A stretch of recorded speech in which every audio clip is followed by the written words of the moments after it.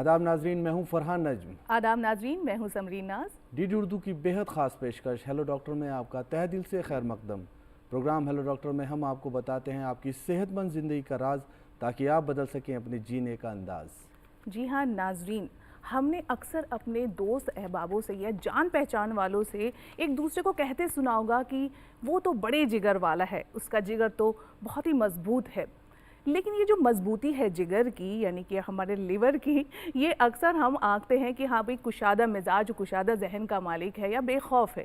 लेकिन अगर इसकी सेहत की बात करें तो क्या हम उतने बेदार हैं अपने इस लिवर के तईं जितना कि हमें होना चाहिए? जी हाँ नाज़रीन, हमारा ये जिगर यानी लिवर हमारे जिस्म का सेकंड लार्जेस्ट ऑर्गन है। ये वो हिस्सा है जो रीजनरेट हो जाता है उस सूरत हाल में भी अगर 90% भी इसे रिमूव कर दिया जाए किसी बीमारी या मर्ज के चलते। आज हम बात करेंगे अपने लिवर की। ये जो हमारा लिवर है यानी जिगर है, ये एक फैक्ट्री की तरह है जहाँ मैन्युफैक्चरिंग भी होता है, स्टोरेज भी होता है और बेकार की चीज़ों को ये बाहर भी फेंक देता है। जी हाँ, इसे कैसे खूबसूरत बनाया जाए, कैसे सेहतमंद बनाया जाए, इन्हीं बातों पे आज हम चर्चा करेंगे। अपने स्टूडियो में हमने दावत दी है अपने एक्सपर्ट्स को, उनसे जानेंगे कि जिगर को मजबूत रखने के लिए, इसकी सेहत के लिए हम क्या कदम उठा सकते हैं और कैसे अपनी इस जिगर का हम ख्याल रख सकते हैं, और अगर इसे कोई मर्ज़ घेर ले तो उसका क्या इलाज मुमकिन है। वाज़ेह हो कि 19 अप्रैल को वर्ल्ड लिवर डे भी मनाया जाता है, बेदारी पैदा करने के लिए अवाम के दरमियान कि कैसे अपने लिवर यानी जिगर की सेहत पर ध्यान दिया जाए। तो नाज़रीन, आज का ये जो हमारा ख़ास मौजू है और ख़ास पेशकश है जो हम आपके लिए लेकर आए हैं, आपसे रूबरू हुए हैं, हम चाहते हैं कि आप भी हमसे लाइव रब्ता कायम करें और हमारे टोल फ्री नंबर पर हमें कॉल करें और जो भी आपकी ये जो जिगर की परेशानी है वो हमसे शेयर करें। तो कैसे हम अपने इस जो फैक्ट्री को, जो लिवर की हमारी ये फैक्ट्री है, इसे खूबसूरत बना सकते हैं ताकि ये बखूबी अपने काम अंजाम दे सके। चलिए इसी पर आज चर्चा करेंगे, लेकिन इससे पहले डाल लेते हैं मुख्तसर सी नज़र इस खास रिपोर्ट पर।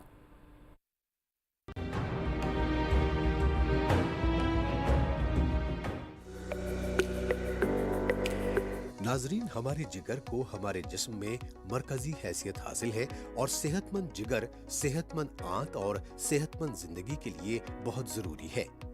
हमारा जिगर दरअसल एक पेचीदा केमिकल फैक्ट्री है जो 24 घंटे काम करती है। दर हकीकत जिगर 500 से ज्यादा अफ़ाल अंजाम देता है जो जिंदगी के लिए अहम है। हर रोज जिगर जिस्म को तवानाई फराहम करता है, हार्मोन्स को मुनज़्ज़म करता है, इन्फेक्शन और जहरीले मादों से लड़ता है, हाजमे में मदद करता है और खून भी साफ करता है। एक सेहतमंद और लंबी जिंदगी के लिए हमारा जिगर बहुत से काम अंजाम देता है, जैसे ये सुफरा पैदा करता है जो हाजमे के लिए अहम है। ये मुसलसल एल्ब्यूमिन बनाता है जो खून का एक प्रोटीन है और ये पूरे जिस्म में अद्वियात, हार्मोन्स और फैटी एसिड्स को ले जाने में मदद करता है। जिगर जरूरत पड़ने पर ग्लाइकोजन को ग्लूकोज में तब्दील करके खून में ग्लूकोज या शुगर फराहम करने में मदद करता है और जरूरत से ज्यादा होने पर उसे निकाल देता है।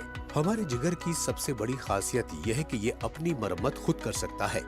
ये एक बड़ा मजबूत और कवी उज़्व है, मगर हद से ज्यादा बदपरहेजी और जेनेटिक बीमारियों से मुतासिर होकर इसके खराब होने का इम्कान रहता है। जिगर की खराबी के बायस होने वाली सबसे आम बीमारी हेपेटाइटिस ए है, जो फूड पॉइजनिंग और आलूदा पानी पीने से होती है। हेपेटाइटिस ए हल्की किस्म की बीमारी है और तकरीबन 10 से 14 दिनों में ठीक हो जाती है। इसके बाद हेपेटाइटिस बी जिगर की एक संगीन बीमारी है और इसका वायरस जिस्म में लंबे वक्त तक रहता है। हेपेटाइटिस बी एक से दूसरे को लगने वाली बीमारी है और ये इससे मुतासर मरीज का टूथब्रश, रेजर वगैरह इस्तेमाल करने और गैर महफूज जिनसी ताल्लुकात से फैलती है। जिगर की एक और खतरनाक बीमारी हेपेटाइटिस सी है, जिसकी वजह से शदीद पीलिया और बाद में जिगर का कैंसर भी हो सकता है। इसके अलावा हेपेटाइटिस डी और ई भी जिगर के मसाइल की वजह से होने वाली बीमारियां हैं। लिवर एब्सेस में जिगर में पस वाले फोड़े से हो जाते हैं और ये खून में इन्फेक्शन के सबब हो सकता है। लिवर सिरोसिस भी एक जानलेवा बीमारी है जिसमें जिगर पूरी तरह काम करना बंद कर देता है। इसके अलावा शराब नोशी की वजह से भी जिगर की सेहत पर बहुत बुरा असर पड़ता है और बीमारी हो सकती है। और आजकल फैटी लिवर की शिकायत तो बहुत ही आम हो गई है। इन सब बीमारियों के पेश नजर हमें अपने जिगर की सेहत का ख्याल रखने की सख्त जरूरत है और इनसे मुताल्लिक अलामात को पहचानने की भी जरूरत है। अगर आंखें पीली दिखाई दे तो ये इस बात की सबसे वाज़ेह अलामत है कि जिगर में कोई परेशानी है। अगर पेट अचानक फूलने लगे या खुजली रहने लगे तब भी चौकन्ना होने की जरूरत है। इसके अलावा बदहजमी, उल्टी की कैफियत, भूख न लगना, थकान, तवानाई की कमी, इस सूरत हाल में माहिर डॉक्टर से रुजू करें। जिगर से मुताल्लिक परेशानी अक्सर ऐसे अफराद में ज्यादा पाई जाती है जिनका वजन ज्यादा होता है, जिनके जिगर में चर्बी होती है, जो ज्यादा शराब नोशी करते हैं, जो मुरगन ग़िज़ाओं का ज्यादा इस्तेमाल करते हैं और जो कम मेहनत वाले काम और वर्जिश नहीं करते। जिगर को सेहतमंद रखने के लिए सबसे पहले मुतवाज़िन और हल्की ग़िज़ा का इस्तेमाल करें। भारी और मुरगन तली हुई ग़िज़ाएं कम इस्तेमाल करें। पीने के लिए साफ पानी का इस्तेमाल करें। सफाई सुथराई का ख्याल रखें। हल्की वर्जिश को रोज का मामूल बनाएं। आज के डिजिटल दौर के बावजूद मुख्तलिफ बीमारियों से मुताल्लिक बेदारी में कमी पाई जाती है जो जानलेवा साबित होती है। जिगर को सेहतमंद रखने और दुनिया भर में इससे मुताल्लिक होने वाली बीमारियों के बारे में आगाही पैदा करने के मकसद से ही हर बरस 19 अप्रैल को जिगर का आलमी दिन मनाया जाता है। 2024 का वर्ल्ड लिवर डे का मौजू है अपने जिगर को सेहतमंद और बीमारियों से महफूज रखें। काबिल गौर है कि जिगर से मुताल्लिक बीमारियों की वजह से लाखों अफराद मौत का शिकार हो रहे हैं और ऐसा सिर्फ बेदारी में कमी के सबब हो रहा है। लिहाजा इस सिलसिले में हमें मोहतात और बेदार रहने की जरूरत है ताकि हम एक सेहतमंद जिंदगी गुजार सकें।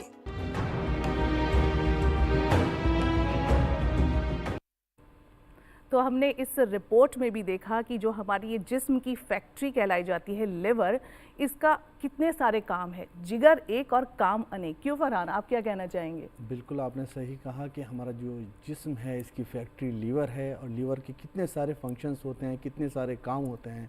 कहने को एक छोटा सा ऑर्गन है लेकिन देखा जाए तो कितना अहमियत रखता है। जी, तो इसी के साथ चलिए तारुफ कराते हैं अपने एक्सपर्ट्स का, करते हैं उनकी तरफ रुख करते हैं और करवाते हैं आपका उनसे तारुफ। जी हाँ, आज इस जो हम लीवर पर बात कर रहे हैं, इस पर बात करने के लिए जो हमारे स्टूडियो में मौजूद हैं, हमारे साथ हैं डॉक्टर सुभाष गिरी।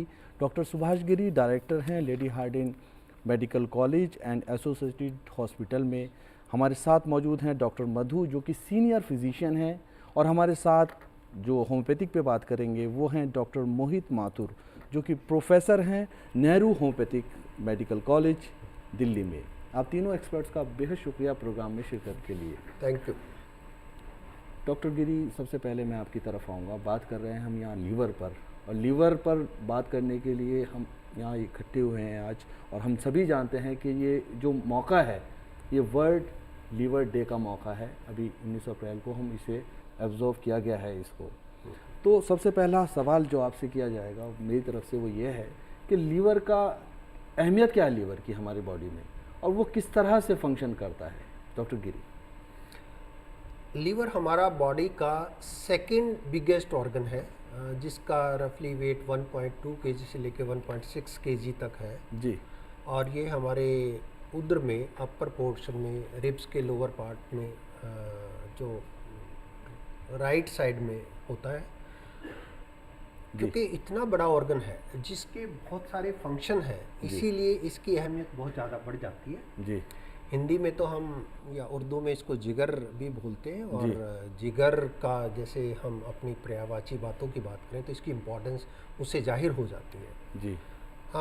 हमारे शरीर में जो हम खाते हैं, जो पचने के बाद जो भी तत्व हमारे शरीर में इसे अब्जॉर्ब होके वो सारे के सारे हमारे लीवर में जाते हैं। जी। और लीवर ही उनके बारे में डिसाइड करता है कि मुझे उसमें से क्या रखना है और क्या बॉडी से बाहर निकालना है। जी। जो बॉडी में ज़रूरत है, चाहे वो प्रोटीन की ज़रूरत है या चाहे ग्लूकोज की है, ग्लाइकोजन की फॉर्म में है या फैट्स की है, तो लीवर उसमें डिसाइड करके वो वाला पोर्शन हमारी बॉडी में एब्जॉर्ब करवाता है और उसको रिटेन करवाता है। जी। एनर्जी के लेवल में ग्लाइकोजन का स्टोरेज करता है ताकि कभी खाना ना मिले तो कम से कम एक दिन का खाना पर्याप्त उसके पास रहता है। जी।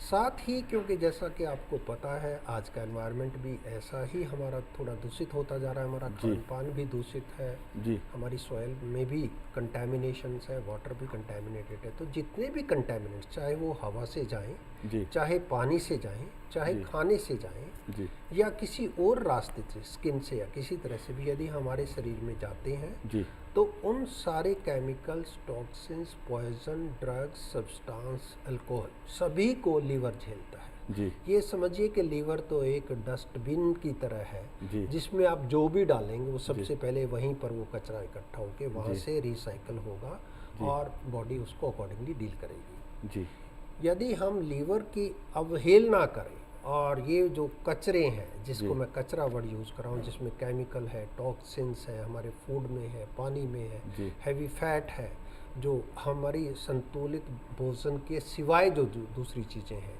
यदि वो एक्सेस में जाती हैं तो वो हमारे लीवर को डैमेज करना शुरू कर देती है। इसी तरह से जैसे कुछ वायरस हैं जो कि हमारे पानी से, खाने से या अदरवाइज हमारे सांस के थ्रू, रेस्पिरेशन के थ्रू जो बॉडी में चले जाएंगे वो भी लीवर को अफेक्ट कर सकते हैं। जी बॉडी में यदि कोई इन्फेक्शन हो जाती है, सेप्टिक हो जाता है, तो बैक्टीरिया जब बॉडी में सर्कुलेट करता है वो भी लीवर को अफेक्ट करता है। जी तो लीवर एक बहुत बड़ी मशीन है जो बहुत ही कॉम्प्लिकेटेड है। उसका पर्पज हमें स्वस्थ रखना है, हमारा जो पाचन तंत्र है उसको भी स्वस्थ रखना है और हमारे शरीर में कांस्टेंट सप्लाई ऑफ एनर्जी करना है और जो चाहिए वो रखेगा, जो नहीं चाहिए उसको हमारे स्टूल के थ्रू या किडनी के थ्रू फिल्टर करके बाहर बॉडी से निकालने का पर्पज करता है। लीवर की यदि और इम्पॉर्टेंट सी हम चीज़ें बात करते हैं तो ये हमारे प्रोटीन बनाता है बॉडी में, हमारे हार्मोन बनाता है या हार्मोन के प्रिकर्सर्स, प्रोटीन के प्रिकर्सर्स यहाँ लीवर में बनते हैं और उसी की वजह से हमारी बॉडी का मास बनता है, हार्मोन बनते हैं, रिप्रोडक्टिव सिस्टम्स के लिए जो हमें हार्मोन्स चाहिए वो सब यहीं से उनका जेनेसिस होता है। आपने इतनी सारी बातें बताई, यकीनन ये तो समरीन बहुत ही अहमियत की बात है कि पूरी अगर देखा जाए जिस्म का जो निज़ाम है वो लीवर के थ्रू चलता है। जी बिल्कुल, यहाँ हमें समझना चाहिए और उसको उन बातों का ध्यान रखना चाहिए। बिल्कुल बिल्कुल। डॉक्टर मधु आपकी तरफ आते हैं और आपसे पूछना चाहते हैं कि अगर किसी को लिवर में कोई ख़राबी आ गई है या उसको लग रहा है कि उसे लिवर की कोई बीमारी हो गई है, उसे मर्ज़ ने घेर लिया है, तो घर बैठे क्या ऐसे सिम्टम्स हैं, क्या ऐसी अलामात हैं जिनके ज़रिए पता लगाया जा सकता है कि हाँ लिवर में कुछ तो हो रहा है, तो डॉक्टर के पास जाना ज़रूरी है? पहला सिम्टम्स तो उसे पेट का फूलना, एक्सेसिव गैस फॉर्मेशन होना। दूसरा सिम्टम्स होता है कि यूरिन का कलर चेंज होना, यूरिन का डिस्कलरेशन, स्टूल का डिस्कलरेशन, वाइट कलर स्टूल हो या यूरिन ज़्यादा एलोइस हो। तीसरा है कि एक्सेसिव फटीग फील होना, टायर्डनेस फील होना, डिस्पाइट रेस्ट करने के बाद भी उसे एक्सेसिव थकावट महसूस होती है, इसका मतलब लीवर में कोई प्रॉब्लम हो सकता है। और चौथा चीज़ है कि अगर पैरों में सूजन आ रहा है या आँखों में पीलापन है तो उससे हमें टेस्ट करवाना चाहिए। ये सारी इसके अलामात हैं। अगर कुछ ऐसा आपको महसूस हो रहा है तो लिवर में यानी आपके जिगर में कोई परेशानी पैदा हो सकती है। अच्छा, आपकी तरफ आएंगे डॉक्टर मोहित, आपसे ये जानना चाहेंगे कि ये जो लिवर के अमराज हैं वो कौन कौन से आजकल ज़्यादा देखने को मिल रहे हैं और लोग उससे ज़्यादा मुतासर हो रहे हैं, इस पर ज़रा रोशनी डालिए। आपने रिस्क फैक्टर्स के बारे में पूछा जिससे लिवर की डिजीज़ होने की संभावना ज़्यादा होती है। तो इम्पॉर्टेंट रिस्क फैक्टर्स की अगर मैं बात करूँ तो सबसे पहले है habit of alcohol intake. So alcohol intake, alcohol एक ऐसी चीज़ है जिससे लिवर एक इस्टेब्लिश्ड हिपेटोटॉक्सिन है ये अल्कोहल, और जितना मात्रा में वो लेता है, जितने दिनों तक वो लेता है, उस प्रपोर्शन में लिवर की डैमेज भी होता है। सो सबसे इम्पॉर्टेंट कारण में से अल्कोहल इंटेक है। दूसरा एक और इम्पॉर्टेंट कारण है कि ओवर द काउंटर मेडिकेशन ले लेना। मरीज बिना चिकित्सक की सलाह के वो खुद ही अपना मेडिकेशन ले लेता है, दवाइयाँ ले लेता है केमिस्ट से लेके। बहुत सी वो दवाइयाँ लिवर को डैमेज करती हैं और हो सकता है वो मरीज़ ले रहा हो किसी दर्द के लिए, लेकिन उसको पता नहीं कि ये दवा भी अल्टीमेटली लिवर ही मेटाबोलाइज करेगा, उसको तोड़ेगा और लॉन्ग टर्म में उसका नुकसान हो सकता है लिवर में। जी, और ये तो डॉक्टर मोहित आपने बताया कि कौन कौन से रिस्क फैक्टर हैं। हम जानेंगे कि कौन कौन से लीवर से जुड़े अमराज है। इससे पहले ले लेते हैं एक कॉल। हेलो हेलो जी, आपको आवाज़ मिल रही है? हेलो हेलो जी जी जी, आपका खैर मकदम है हमारे प्रोग्राम में। अपना सवाल पूछिए। मेरे लीवर में डाटा जी, आपके लिवर में लीवर डाटा वो मैं काम नहीं कर रहा, खाना पच नहीं रहा, खून की कमी है, शरीर भी जी, जी। वजन भी कम हो गया। अच्छा अच्छा, आपने अब किसी डॉक्टर को दिखाया है? हाँ दिखाए जलंधर, 3 साल दवाई खाती हूँ। जी अच्छा, तो फर्क नहीं है। तो हाँ जी, खून की कमी है, शरीर 10 किलो वजन कम हो गया। अच्छा 10 किलो वजन भी कम हुआ है। ठीक है ठीक है, डॉक्टर सुभाष 7 किलो था। आपने इनका सवाल सुना है, आप क्या एडवाइस करना चाहेंगे? हालांकि दवाएं वगैरह ये ले रही हैं। देखिए, लीवर डिजीज़ की यदि हम बात करते हैं किस वजह से बीमारी हुई, मैं उसके कुछ कारण आपको बताना चाहूँगा। लेकिन आपके इलाज की जहाँ तक बात है, एक स्पेशलिस्ट डॉक्टर ही आपके साथ बैठ के आपसे हिस्ट्री लेके और एग्जामिनेशन करके कुछ टेस्ट करने के बाद डिसाइड कर पाएंगे कि आपको क्या तकलीफ़ है। बट एनीवे, जो कॉमन कंडीशंस आपकी एज के हिसाब से 74 के करीब आपका एज लिखा हुआ था सामने मेरे, और उसको मैं यदि इम्पॉर्टेंस देते हुए, ओबेसिटी का एक बहुत इम्पॉर्टेंट कारण रहता है इस उम्र में, क्योंकि एज के साथ मोबिलिटी थोड़ी कम हो जाती है और खान पान कई बार उतना ही चलता रहता है। फीमेल्स के अंदर हमें देखने को मिलता है 40 के बियॉन्ड जाके काफ़ी ज़्यादा ओबेसिटी ज़्यादा मिलती है। ओबेसिटी के साथ में जो लिवर डिजीज़ हमें एसोसिएट मिलती है, to begin with fatty liver होता है, फिर उसके साथ में स्टेटोहेपेटाइटिस होती है, यानी कि लिवर में इन्फ्लेमेशन हो जाता है। उसके बाद उसमें फाइब्रोसिस होता है। फाइब्रोसिस का भी यदि आगे बढ़ जाता है तो सिरोसिस हो जाता है, पोर्टल हाइपरटेंशन हो जाती है। कुछ लोगों में यहाँ तक कि कैंसर की संभावना भी बढ़ जाती है। ये एक स्पेक्ट्रम मैंने फीमेल्स के हिसाब से, उम्र के हिसाब से बताया। यदि हम दूसरी बातें करते हैं, फीमेल्स के अंदर वायरल इलनेस किसी को भी हो सकता है। वायरल इलनेस की वजह से एक्यूट इलनेसिस भी आती हैं, जिसको एक्यूट हेपेटाइटिस बोलते हैं, और कुछ क्रॉनिक कंडीशन भी आती है जो बी और सी हेपेटाइटिस वायरस के साथ में एसोसिएटेड हैं, जिसको हम क्रॉनिक हेपेटाइटिस बोलते हैं। उसकी भी आगे स्टेजेस हैं। उनसे आमतौर पे कंडीशंस लंबे टाइम तक लीवर की डिजीज़ की चलती रहती है। यदि ज़्यादा सीवियर हो जाता है तो वहाँ भी फाइब्रोसिस, सिरोसिस होने की संभावना होती है, और पोर्टल हाइपरटेंशन या इवन कैंसर होने की संभावना बढ़ जाती है। जी जी जी। तो आपकी एज के हिसाब से मैं चलूँगा तो आपको इन्वेस्टिगेशन की बहुत ज़रूरत है, ताकि हम ये पता लगाएं कि आपको क्या तकलीफ है। जी जी। इसी उम्र के यदि मेल्स की मैं बात करूं और पंजाब बेल्ट की यदि बात करूं, हमारे देश में वैसे तो हर कोने में आजकल अल्कोहल का सेवन बढ़ गया है, लेकिन फिर भी केरला और पंजाब, हरियाणा, ये कुछ एक स्टेट्स ऐसे हैं जहाँ पे लोग काफ़ी ज़्यादा शराब का सेवन करते हैं, और कुछ जगह पे सब्सटेंस अब्यूज यानी कि यकीनन addictions का अल्कोहल भी- तो बहुत खराब जी, चीज़ है, उससे जी, बचना चाहिए। आपकी एडवाइस और बहुत आपके ही लिए हम अहमियत रखती है। जी यही एडवाइस करेंगे कि आप इन्वेस्टिगेशंस अपने सही से करवाएं। और जैसे कि आपने अपनी उम्र भी बताई है, तो जाहिर सी बात है कि चलना फिरना भी आपका कम ही हो रहा होगा, एक्सरसाइज वगैरह भी आप नहीं कर रही होंगी, तो कोशिश कीजिए कि हल्की वर्जिश कीजिए, क्योंकि हरकत में ही बरकत है। राइट, हरकत में शुक्रिया आपका बहुत बहुत बरकत हमसे है। जुड़ने के लिए। जी एक कॉल हो गई। अच्छा, एक और कॉल आ गई है। हेलो हेलो जी, हेलो, आपको आवाज़ मिल रही है? हाँ, आप सबको नमस्कार मेरा। जी जी, खैर मकदम है आपका प्रोग्राम में। अपना सवाल पूछिए। मेरा क्वेश्चन है, मैं नरेंद्र बोल रहा हूँ जयपुर से। मेरी एज है 57। जी जी और मैं बीपी और डायबिटीज की टैबलेट लेता हूँ, और जी। मेरा लीवर एनलार्ज है, लिवर फैटी एनलार्ज। लीवर की भी शिकायत है थोड़ी। तो एनलार्ज का इनका कोई ट्रीटमेंट है क्या? जैसे पेट भरा भरा रहता है मेरा पानी पीने आपने कोई ट्रीटमेंट आपका अभी फिलहाल चल रहा है? डायबिटीज और डायबिटीज और हाइपरटेंशन की टैबलेट लेता हूँ मैं जी पिछले जी 10 साल जी से। जी जी जी, ठीक है और डॉक्टर। बराबर डॉक्टर साहब से चेकअप भी कराता हूँ। जब सोनोग्राफी हुई तो मेरा फैटी लीवर जो है, फैटी लीवर और एनलार्ज, एनलार्ज तो लिवर। इसका भी कोई ट्रीटमेंट है? पेट भरा भरा रहता है, भारी भारी रहता है। अच्छा अच्छा, डॉक्टर मधु, आपने भी इनका सवाल सुना है कि पेट भरा भरा भी रहता है और एनलार्ज लिवर और डायबिटीज़ की और दूसरी प्रॉब्लम्स? जी जी जी।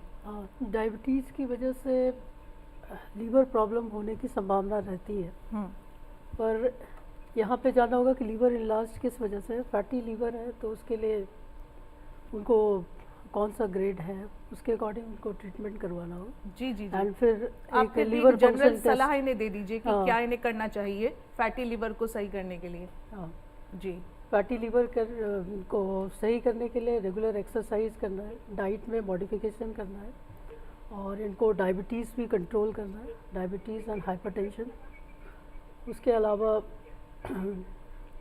ये लीवर फंक्शन टेस्ट भी करवाना जी। है। अच्छा, उसके आपसे according भी हम treatment- डॉक्टर साहब राय लेना चाहेंगे सुभाष जी इसी या सवाल देखिए, पर। आपका एज 57 है, आपको टाइप 2 डायबिटीज़ है। टाइप 2 डायबिटीज़ आमतौर पे ओबेसिटी के साथ होती है, सेंट्रल ओबेसिटी। तो जैसे ही हमारे शरीर में फैट सेंट्रल एरियाज में डिपॉजिट होता है तो मैक्सिमम फैट डिपॉजिट लीवर के अंदर होता है। उसी की वजह से आपका फैटी लीवर है और लीवर का साइज बढ़ गया है। ये इंसुलिन रेजिस्टेंस आपकी बॉडी में है जिसकी वजह से आपको शुगर का लेवल बढ़ गया है। अब ये सारी की सारी चीज़ें देखा जाए तो आपका नॉर्मल BMI नहीं है, आपकी टम्मी एक सर्टेन लेवल के बियॉन्ड आपकी जा चुकी है, तो आप उस चीज़ पे फोकस करेंगे। एडिशनली जो डॉक्टर साहब ने भी बोला कि आप अपने आहार में चेंज करिए। आहार आमतौर पे जो वेट गेन के जो आहार हैं, यूजुअली क्या होता है कि हम संतुलित आहार नहीं लेते, एक्सरसाइज नहीं करते, और दूसरी चीज़ें कुछ ख़राब चीज़ें भी हम खाना पीना शुरू कर देते हैं जिसकी वजह से ओबेसिटी होती है। तो उस पर फोकस करिए कि फ़ैट वाला मील कम हो, तड़के वाला या कुकिंग वाला जो फूड जो जिसको तंदूरी हम बोलते हैं वो चीज़ें मत खाइए। रिपीटेडली ऑयल में बॉयल करके जो चीज़ें बनाई जाती हैं वो मत लीजिए। उसके साथ साथ अल्कोहल बिल्कुल नहीं, सब्सटेंस अब्यूज़ बिल्कुल नहीं, एंटीबायोटिक आप बिना डॉक्टर की सलाह के मत लीजिए, पेन किलर्स बिल्कुल नहीं। तो रेगुलर कम से कम 45 मिनट से लेके 1 घंटा आप सैर ज़रूर करें, और इन चीज़ों पे फोकस करें कि आपकी जो मेडिसिन्स हैं वो इतनी आप लेते रहें कि आपका शुगर नॉर्मल रहे और आपका ग्लाइकेलेटेड हीमोग्लोबिन जो HbA1c हम बोलते हैं वो नॉर्मल रेंज में रहे। यदि आप इन चीज़ों को फॉलो करते रहेंगे तो चीज़ें सुधर जाएंगी।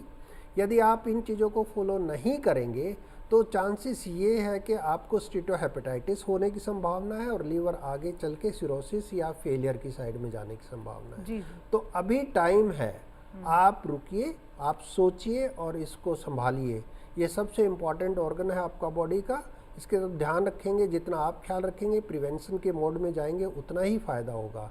हाँ, ये भी सच है कि डॉक्टर को दिखाइए। यदि एक स्टेज पे हमें लगता है कुछ मेडिकेशन डालने की ज़रूरत है तो वो मेडिकेशन हम स्टार्ट भी करते हैं। जी, तो रुकिए, सोचिए और अपने लिवर को संभालिए, जैसा कि डॉक्टर ने कहा है उसे फॉलो कीजिए। बहुत बहुत शुक्रिया हमसे जुड़ने के लिए।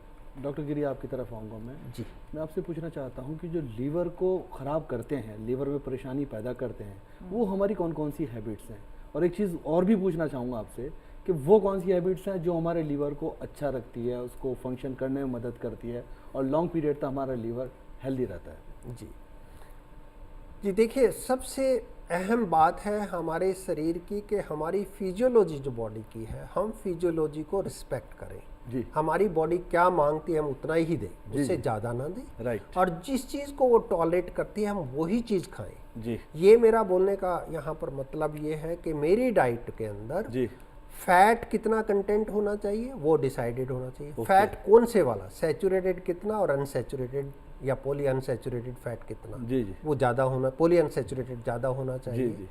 यानी कि लेमैन की तौर पे या सीधे आप सब लोगों के लिए यदि मैं बात करूं तो जी। तिलहन, जो तिलहन से तेल निकलता है उसमें खाना थोड़ा पकाइए और वो भी Okay. कम अमाउंट में। ओके जो डालडा घी है या देसी घी है या एनिमल फैट है उसको जी। यूज मत करिए। ओके उसके साथ ही फैट का प्रयोग जितना कम करेंगे उतना ही लीवर पे बर्डन कम रहेगा। ओके हमारा खाना यदि दूषित नहीं है जी, तो उसमें पॉइजन, टॉक्सिन्स, केमिकल्स बॉडी में नहीं जाएंगे तो लीवर ओके। को डैमेज नहीं करेंगे। यदि हम ड्रग्स, सब्सटेंस, एडिक्शन के सब्सटेंस और अल्कोहल नहीं लेंगे तो लीवर के ऊपर उनका बैड इफेक्ट नहीं होगा, लीवर का डैमेज नहीं होगा, तो लीवर हमारे साथ रहेगा और सारी उम्र हमारा साथ देता चलेगा। एडिशनली इसके साथ साथ फरहान साहब, हमें रेगुलर एक्सरसाइज करनी चाहिए। अपनी टमी का यानी कि एब्डोमेन को बाहर मत निकलने दीजिए। आपका बेल्ट साइज मेल्स के लिए 100 सेंटीमीटर से नीचे रहे, फीमेल्स के लिए लगभग 90 सेंटीमीटर से नीचे रहे। यदि आप इस चीज़ पे फोकस करेंगे तो हमें ना ही तो लीवर की बीमारी होगी, ना ही टाइप 2 डायबिटीज शुगर की बीमारी होगी, और हमारा ब्लड प्रेशर भी चांसेस ये है कि नॉर्मल रहेगा। यदि हमने ओबेसिटी नहीं आने दी, शुगर को अपने पास फटकने नहीं दिया, ब्लड प्रेशर नहीं होने दिया, हमारा संतुलित आहार है, हम रेगुलर एक्सरसाइज करते हैं, बैठने का काम कंपैरेटिवली कम करते हैं, चलने फिरने वाला ज़्यादा काम करते हैं, तो हम 100 साल अवश्य जिएंगे। 100 साल हम अवश्य जिएंगे, ये तो आपने बता दी बात। लेकिन एक चीज़ और पूछना चाहता हूँ कि कुछ लोग जो है डाइट का भी सहारा लेते हैं, वो डाइटिंग पे आ जाते हैं, या फिर ये कह लीजिए कि वो रात को नहीं खाते, हम ये सोचते हैं कि हम कम खाएंगे तो ज़्यादा फायदा होगा। उसमें क्या कहना चाहेंगे आप डॉक्टर गिरी? जी देखिए, हमारी बॉडी की रिक्वायरमेंट, जैसे यदि हम रूटीन आदमी की बात करें, हम 40 साल उससे ज़्यादा जो कि स्पोर्ट्स एक्टिविटी कंपैरेटिवली कम करता है, वॉकिंग जरूर कर लेता है, उस सिचुएशन में लगभग 1500 से 17 किलो कैलोरीज की ज़रूरत होती है। सबसे पहले तो कैलोरी कैलकुलेशन, यानी कि आपकी डाइट उतनी ही होनी चाहिए, उसके बियॉन्ड नहीं जानी चाहिए। और मैं एक सीधा सा एक प्रिंसिपल ये भी बताना चाहूँगा कि आपकी बॉडी आपको बता देती है आपको कितना खाना है। ये तो हम स्वाद के चक्कर में रुक नहीं पाते। तो यदि आपकी बॉडी ये कहती है कि आपको खाना नहीं खाना, तो आप मत खाइए, आप भूखे रहिए, आप व्रत रख लीजिए, कोई फर्क नहीं पड़ेगा।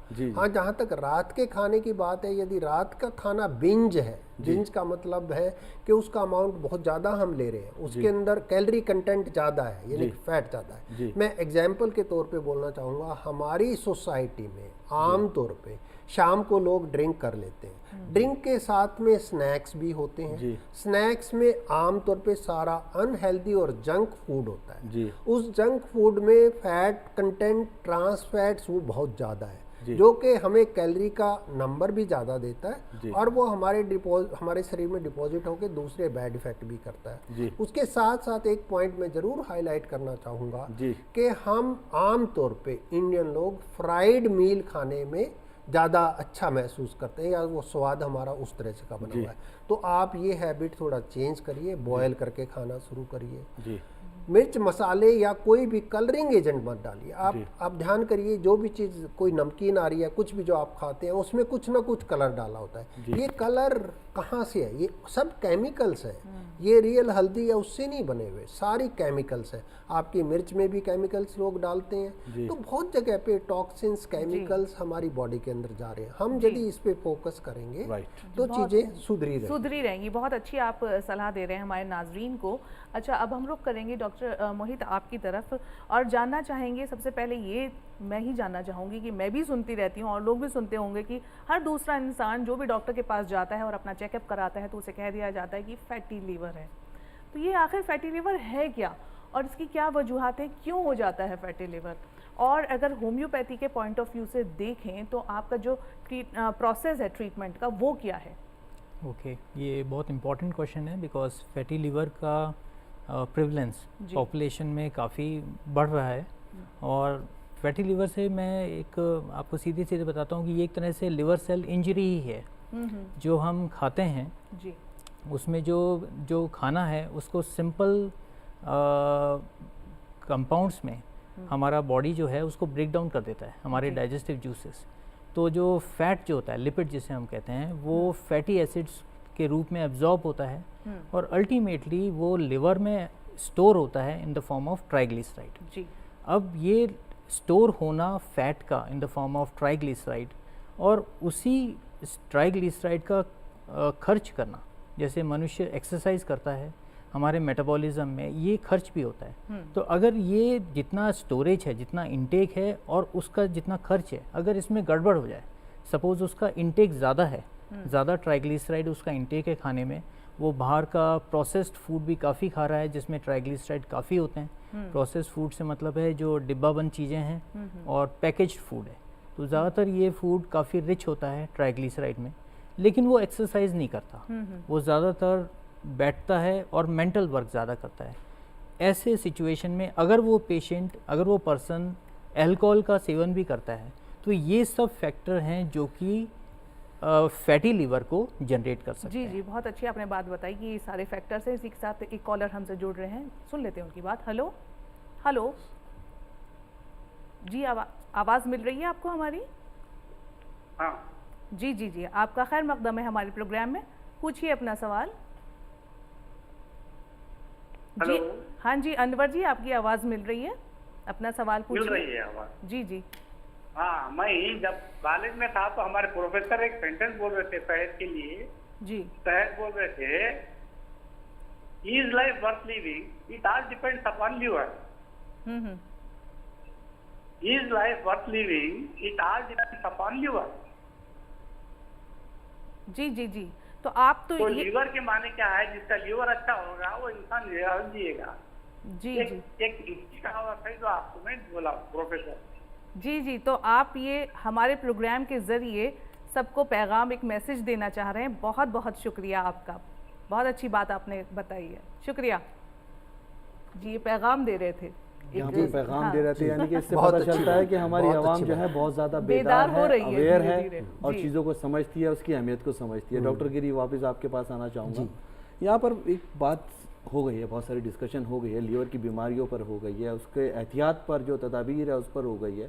अब एक ऐसे सवाल कर रहा हूँ मैं जो बहुत अहमियत रखता है, बहुत ख़ास सवाल है। अगर किसी के लीवर में कोई परेशानी हो जाती है, किसी तरह से इन्फेक्शन हो जाता है या फैटी लीवर हो जाता है या दूसरा कोई मर्ज उस लीवर में आ जाता है, तो कहाँ तक रिकवरी पॉसिबल है?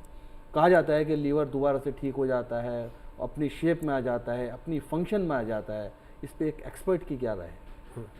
ये बिल्कुल सही बात है कि हमारा लीवर में रिजर्व दूसरे ऑर्गन की बजाय कई गुना ज़्यादा है। ओके यानी कि लीवर का यदि 7 जी हिस्से उसके डैमेज हो जाए जी और एक हिस्सा भी बच जाता है, तो उससे भी वो पूरा का पूरा लीवर दोबारा से रीजनरेट हो जाता है। जी जी तो इसके कहने का मतलब ये हुआ कि ये सेल अपने जनरेट करता रहता है, ग्रो करते रहते जी। हैं, और जो सेल डैमेज हो जाते हैं उसको सेड ऑफ करता रहता है। जी तो लीवर की एक खासियत है। इसीलिए इस चीज़ का एक फ़ायदा भी होता है जी कि जब लीवर ट्रांसप्लांटेशन किया जाता है तो एक हेल्दी आदमी के लीवर में से 1/7 लीवर निकाल के अनहेल्दी लीवर की जगह रखा जाता है, और वो 1/7 से उसका पूरा लीवर बन जाता है और वो पूरा बॉडी का काम करता है। और जिसने वो पोर्शन दिया है उसका भी दोबारा ग्रो करके पूरा कंप्लीट फंक्शन, मतलब पूरा ही उसका हो जाता है।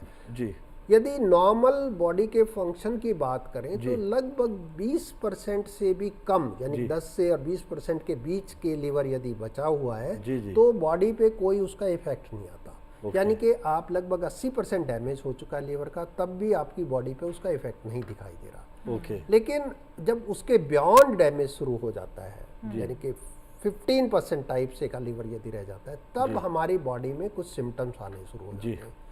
सिम्टम्स में यूजुअली जो सबसे पहले सिम्टम्स देखा जाता है तो लॉस ऑफ एपेटाइट, यानी कि भूख लगना कम हो जाता है। अच्छा।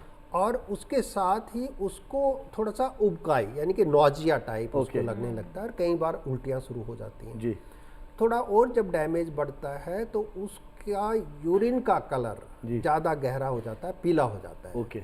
और भी थोड़ा बढ़ेगा तो आंखें भी पीली होने लग जाती हैं। तो यहाँ पर उसको फौरन समझना चाहिए, डॉक्टर के पास जाना चाहिए, मतलब क्या कहना चाहेंगे? क्योंकि लीवर ऑलरेडी 85% के करीब रफली डैमेज हो चुका है, तब आपके सिम्टम आने शुरू हुए। तो आप 85% के बिल्कुल बाद, ये बहुत सीरियस बात। उसके बाद ही आपका ये आपकी बॉडी का पता लगना है, तो आप इमीडिएटली डॉक्टर के पास जाइए और अपना इलाज करवाइए। इलाज करवाने की जहाँ तक बात आएगी, 2 कंडीशन मैं यहाँ पर फिर दोबारा से बताना चाह रहा हूँ। कुछ चीज़ें हैं रिवर्सिबल, यानी कि हमारे लीवर पे डैमेज हुआ, उनको हम रिवर्स कर सकते हैं। कुछ चीज़ें हैं जो कि हम रिवर्स नहीं कर सकते। तो जो रिवर्सिबल चीज़ें लीवर को डैमेज करने वाली ज़्यादा हैं, चाहे वो हमारी ओबेसिटी, फैट हमारी बॉडी में हो, चाहे हमारा अल्कोहल का इंटेक हो, चाहे हमारा सब्सटेंस यूज हो, ड्रग्स हो, या कई बार जो वायरल इन्फेक्शन आती है और चली जाती है, तो ये, या बैक्टीरिया का इन्फेक्शन आता है, तो ये चीज़ें यूजुअली क्या है कि लीवर पे आई, अपना डैमेज किया, चली गई। लेकिन आदमी इतना भुलक्कड़ है, या अपने स्वाद पे या अपने दिमाग के उसके तौर पे वो चीज़ों को दोबारा सेवन करता है, जी। तो फिर लीवर आपके सामने हाथ खड़े कर देता है। जी। अदरवाइज आप उनको सबको रिवर्स कर सकते हो। ओके। हाँ, एक सिचुएशन ऐसी आ जाती है जैसे कि लीवर में सबसे पहले सेल का डैमेज जब शुरू होता है तो इन्फ्लेमेशन होती है, ओके। जिसको हम हेपेटाइटिस बोलते हैं। ओके। हेपेटाइटिस होने के बाद उसमें स्क्लेरोसिस होता है, फाइब्रोसिस शुरू हो जाता है। फाइब्रोसिस वाली जो स्टेज है, यहाँ से नीचे वापस आप बिल्कुल रिवर्सल कर सकते हैं। आप इतनी इसके अच्छी beyond इन्फॉर्मेशन जाएगा। दे रहे हैं, बहुत ज़्यादा अच्छी इन्फॉर्मेशन दे रहे हैं कि कॉल्स बहुत ज़्यादा आ रही हैं, लोग आपको सुन रहे हैं और आपसे सवाल जानना चाहते हैं, आपसे अपने मसले का हल जानना चाहते हैं। एक कॉल लेते हैं डॉक्टर साहब। जी प्लीज़। हेलो हेलो हेलो जी, बताइए, आपकी आवाज़ मिल रही है हमें। जी नवाज साहब, आपकी आवाज़ मिल रही है, बताइए। डिसीज है ना, उनको आयुर्वेदिक में ट्रीटमेंट है नहीं है सर? होम्योपैथी हम से हम जी, क्या कहना चाहेंगे डॉक्टर मोहित, आप क्या बताना चाहेंगे? आयुर्वेदिक में सर ये पूछना चाह रहे हैं कि आयुर्वेद में क्या इसका मैंने लिवर लीवर की जो बीमारी है उन लोगों को आयुर्वेदिक में ट्रीटमेंट है नहीं है, पूछ रहा हूँ। होम्योपैथिक में इसका ट्रीटमेंट है या नहीं है, उनका सवाल ये है। डेफिनेटली तो आप क्या कहना चाहेंगे? डेफिनेटली होम्योपैथी का जब इलाज होता है, पहले मैं बताना चाहूँगा, रोगी की क्लिनिकल स्टेट पे डिपेंड करता है। ओके। रोगी की ये जो सिम्टम्स हैं, लोकल सिम्टम्स हैं, होम्योपैथी में है सर? जी जी जी, वो होम्योपैथिक के एक्सपर्ट ही आपसे बात कर रहे हैं, डॉक्टर मोहित, प्रोफेसर हैं होम्योपैथिक हॉस्पिटल में। जी बताइए डॉक्टर साहब। और रोगी के हैबिट्स और हेलो जी जी, डीडी उर्दू पर बात कर रहे हैं आप, डीडी उर्दू पर प्रोग्राम देख रहे हैं, डीडी उर्दू चैनल पर। जी डॉक्टर मोहित, मैं बताना चाहता था कि जो रोगी के जो क्लिनिकल स्टेट है, जिसमें रोगी का लक्षण, उसके जो हैबिट्स हैं, जिस तरह का खाना वो खाता है, उसकी फिजिकल एक्टिविटी प्रोफाइल है, वो कितना एक्टिविटी है उसकी, और ये सब कंसीडर करके इनका एनालिसिस करके दवा का चयन होता है। जी। तो होम्योपैथिक दवाई अगर ढंग से सेलेक्ट करके दी जाए तो ये काफ़ी कारगर होती है लिवर के रोगों में। ये बहुत अच्छी बात बताई आपने। इसके साथ दवा के साथ साथ जो पॉजिटिव फैक्टर है, जैसे कि अभी सर ने भी बताया कि बाहर की चीज़ों का सेवन कोई कर रहा है या कोई डायबिटिक है या ओबेस है, तो ये बहुत ज़रूरी है कि वो अपनी ओबेसिटी को भी, डायबिटीज़ को भी कंट्रोल में लाए। डायबिटीज़ होना एक बात है, लेकिन डायबिटीज़ अंडर कंट्रोल होना, अनकंट्रोल्ड डायबिटीज़ जिसे कहा जाता है, तो वो अनकंट्रोल्ड डायबिटीज़ ही है जो कि कॉम्प्लिकेशन प्रोड्यूस करती है। जी जी। अगर डायबिटीज़ कंट्रोल में है, अगर हाइपरटेंशन कंट्रोल में है, तो वो मरीज भी काफ़ी हद तक स्वस्थ रह सकता है और उसका लिवर भी स्वस्थ रह सकता है। ठीक है डॉक्टर साहब, बहुत अच्छे से आपने बताया, धन्यवाद आपका। फ़ोन करने के लिए आपका बेहद शुक्रिया। उम्मीद है जो डॉक्टर्स ने आपको हिदायत दी हैं उस पर आप अमल करेंगे और समझेंगे, और इस बात को इस वाज़े हो गई है कि होम्योपैथिक में भी बहुत अच्छा इलाज है लीवर का। शर्त यह है कि उन बातों को मानना है जो एक डॉक्टर आपको बताता है। पैथी तो फरहान चाहे कोई भी हो, एलोपैथी, होम्योपैथी हो या आयुर्वेदा हो, सभी जो डॉक्टर्स होते हैं एक्सपर्ट्स एक ही तरीके की ज़्यादातर सलाह भी देते हैं और मुत्तफिक रहते हैं एक ही राय पर कि हाँ, लोगों को सही वर्जिश करनी चाहिए, खान पान पे ध्यान देना चाहिए। क्योंकि हमारे कॉलर आयुर्वेदा के डॉक्टर समझ रहे थे, लेकिन होम्योपैथी के लिहाज से भी आपने बहुत अच्छा उनको जवाब दिया, शुक्रिया। तो चलें आगे बढ़ते हैं और अब बात करते हैं डॉक्टर मधु आपसे। कई बार ऐसे सुनने में आया है कि किसी का अगर फैटी लीवर है, ये हमने काफ़ी बार सुना भी है, तो मुस्तकबिल में उन्हें डायबिटीज़ होने के जो चांसेस हैं वो 5 से 20% ज़्यादा बढ़ जाते हैं। इसमें कितनी सच्चाई है, ज़रा इस पर रोशनी डालें, और ऐसा होता क्यों है? अगर किसी को फैटी लीवर है तो उसमें इंसुलिन रेजिस्टेंस ज़्यादा होता है, उसकी वजह से डायबिटीज़ होने की संभावना बढ़ जाती है। जी। इंसुलिन रेजिस्टेंस का मतलब है कि जितना इंसुलिन की रिक्वायरमेंट है हमारे शरीर में, नॉर्मल बॉडी में, उसकी रिक्वायरमेंट बढ़ जाती है जितना वो पेनक्रियाज प्रोड्यूस नहीं कर पाता। जी। इसलिए उसमें डायबिटीज़ होने की संभावना बढ़ जाती है। ओके, तो डायबिटीज़ भी एक खतरा बन जाता है। आप भी कुछ कहना चाह रहे थे डॉक्टर जी? हाँ, मैं इसमें थोड़ा सा डॉक्टर साहब, मैं थोड़ा सा ऐड करना चाहूँगा। देखिए, जो फैट बॉडी में क्यूमुलेट करता है वो सेंट्रल बॉडी में हर ऑर्गन पे वो फैट डिपॉजिट होता है, लीवर में थोड़ा ज़्यादा डिपॉजिट होता है। जब बॉडी में हमारा फैट एक्स्ट्रा होता है तो इंसुलिन का रेजिस्टेंस बॉडी में होता है जी। इंसुलिन का रेजिस्टेंस होने की वजह से पैनक्रियाज को ज़्यादा इंसुलिन प्रोड्यूस करना पड़ता है। इसको हम टाइप 2 डायबिटीज़ बोलते हैं, जिस टाइम के इंसुलिन का लेवल बॉडी में ज़्यादा है लेकिन शुगर फिर भी हायर जा रही है। जी। तो हमें एडिशनली कुछ ड्रग लेनी पड़ती हैं ताकि इंसुलिन का रेजिस्टेंस थोड़ा सा कम रहे। जब ये फैट लीवर में जैसे डिपॉजिट हो रहा है तो इसकी वजह से लीवर का डिसफंक्शन भी शुरू होगा, दूसरे ऑर्गन्स में भी फैट होगा तो उनका भी डिसफंक्शन शुरू होगा। तो जैसे फैट की यदि हम बात करें, फैट ही एक मेजर कल्प्रिट है जो कि आपको हार्ट की डिजीज़ भी देगा, ब्रेन की डिजीज़ भी देगा, लीवर की डिजीज़ भी देगा और किडनी की डिजीज़ भी देगा। तो अपनी फैट पे या ओबेसिटी पे कंट्रोल रखिए तो आपकी बहुत सारी चीज़ें ठीक रहेंगी।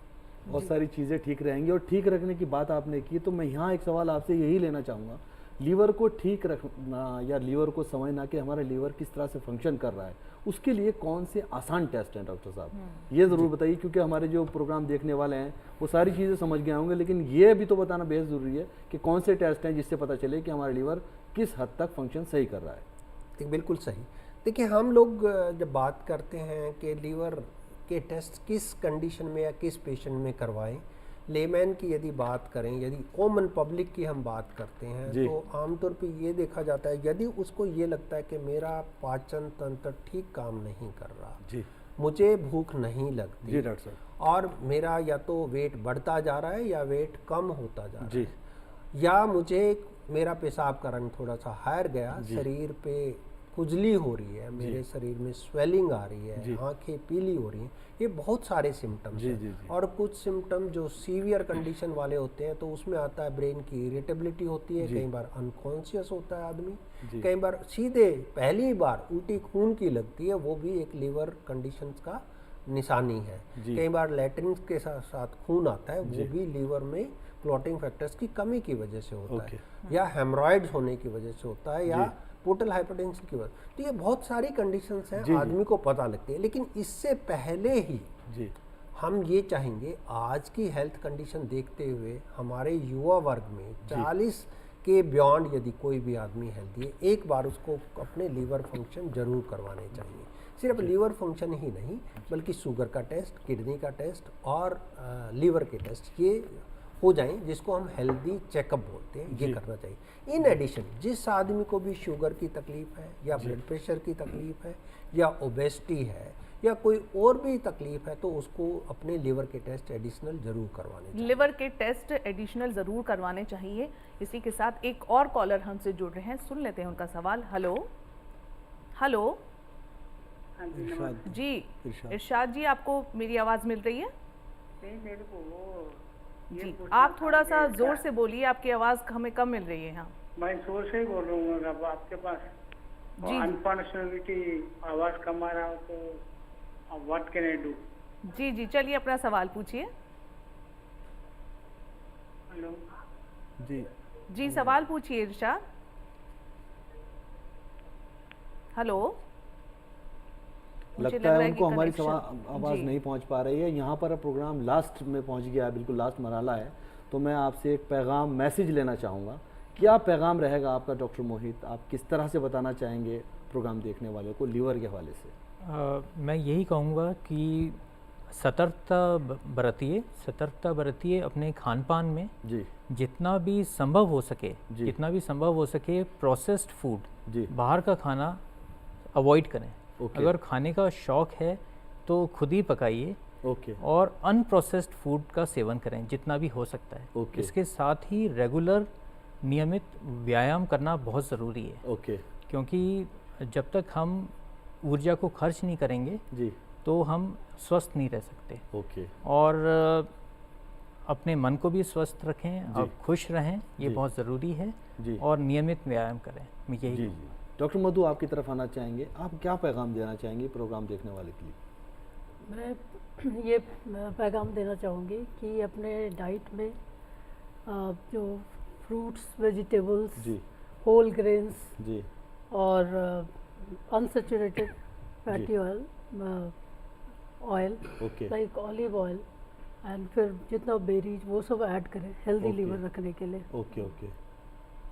और नियमित एक्सरसाइज, सन रे एक्सपोजर। आजकल लोगों का ये भी हो गया है कि मोस्टली नाइट में जागते हैं और दिन में सोते हैं, तो सन रे एक्सपोजर काफ़ी कम होता है, तो इससे विटामिन डी डिफिशिएंसी भी होती है। वो भी उससे एक बीमारियां बढ़ती हैं, उससे भी जो कि बीमारियां बेहद बढ़ती गलत हैं, है। वो भी एक राइट, कारण राइट, है, राइट, तो उसका भी ध्यान रखें। ओके, बहुत सही है, मैसेज दिया आपने यहाँ पे। डॉक्टर गिरी, आपने बहुत अच्छी अच्छी बातें बताई हमें आज, बहुत सारे मशवरे दिए। अब हम आपसे रिक्वेस्ट करेंगे, आप किस तरह से पैगाम देना चाहेंगे, और अपने पैगाम में प्लीज़ उन लोगों के लिए भी पैगाम दीजिए जो अल्कोहल का बेहद ज़्यादा इस्तेमाल करते हैं और उससे उनके लीवर पर इफेक्ट पड़ता है। देखिए, हम आज उस युग में हैं कि जहाँ पे हमें लाइफस्टाइल मॉडिफिकेशन की बहुत ही ज़्यादा ज़रूरत है। लाइफस्टाइल मॉडिफिकेशन में हमारा संतुलित आहार आता है, उसके साथ ही इतना ही खाएं जितना कि आपके शरीर को ज़रूरत है। राइट, दूसरा, उसके अंदर एडिशन जो हम कई बार करते हैं, चाहे वो अल्कोहल है या कुछ एडिक्शंस के लिए कुछ लोग यूज़ करते हैं, प्लीज़ बिल्कुल भी ना करें। बिल्कुल ना ऑन दी काउंटर ड्रग ना जी। लें। बहुत माएँ और बहनें जो 40 साल से ज़्यादा हैं, उनको जॉइंट की तकलीफ ज़्यादा रहती जी। हैं, बहुत बार पेन किलर्स बिना प्रिस्क्रिप्शन के खाती रहती जी। हैं, जिसकी वजह से लीवर पे और किडनी पे बहुत बुरा इफेक्ट आता है। कृपया अपनी मर्जी से कोई दवाई ना खाएं। जी, इसके साथ ही हरी सब्जियां और फ्रूट और सिट्रस वाले फ्रूट यानी कि खट्टे फल वो ज़्यादा लें। राइट। तो इससे हमारे शरीर पर बेहद पॉजिटिव इफेक्ट्स आएंगे, अच्छी बातें, अच्छा हमारा शरीर रहेगा। इसके साथ ही मैं एक बात सब लोगों को बोलना चाह रहा था कि इस टाइम एक टाइम है कि हम अपने एनवायरनमेंट पे भी फोकस करें, उसको प्रिजर्व करें, अपनी सॉइल में, अपने पानी में, अपनी हवा में जहर ना घोलें। वो कहीं ना कहीं हमारे शरीर में ही वापस आता है और हमारे दूसरे ऑर्गन्स पे भी इफ़ेक्ट डालता है। तो कृपया एनवायरनमेंट को पूजिए और एनवायरनमेंट को प्रोटेक्ट करिए। Thank you very much. Environment को पूजिए और एनवायरनमेंट को प्रोटेक्ट कीजिए। कितनी सारी अच्छी बातें बताई हैं यहाँ पर डॉक्टर गिरी ने और सभी एक्सपर्ट्स ने। तीनों एक्सपर्ट्स का बेहद शुक्रिया प्रोग्राम में शिरकत के लिए। समरीन, हम ये बात जानते हैं, बात समझ रहे हैं कि अगर हम लोग इनकी बातों को समझें, इनके मशवरों पर अमल करें और उन चीज़ों का ध्यान रखें जो एक्सपर्ट्स ने बताया है, कितने आसानी से हम अपने लीवर को सेहतमंद रख सकते हैं, अपने ना सिर्फ जिस्म लीवर को सेहतमंद बल्कि रख पूरे सकते हैं। जिस्म को बिल्कुल, बिल्कुल, सेहतमंद रख सकते हैं। बिल्कुल राइट। तो इसी के साथ आप तीनों का बहुत बहुत शुक्रिया। और नाजरीन, ये जो हमारा प्रोग्राम है हेलो डॉक्टर, जाहिर सी बात है इसके ज़रिए हम आपकी ही सेहत से जुड़ी बहुत सारी जानकारियाँ आपको मुहैया कराते हैं, आगे भी करवाते रहेंगे। इसके लिए आपको क्या करना है, हमें मेल करना है। हमारी ईमेल आईडी है hello.ddurdu@gmail.com। इसी के साथ आप हमारे डीडी उर्दू के यूट्यूब चैनल से भी जुड़ सकते हैं। तो चलते चलते हमें दीजिए इजाज़त। टिप्स ऑफ द वीक के साथ आपको छोड़े जा रहे हैं। आदाब। आदाब।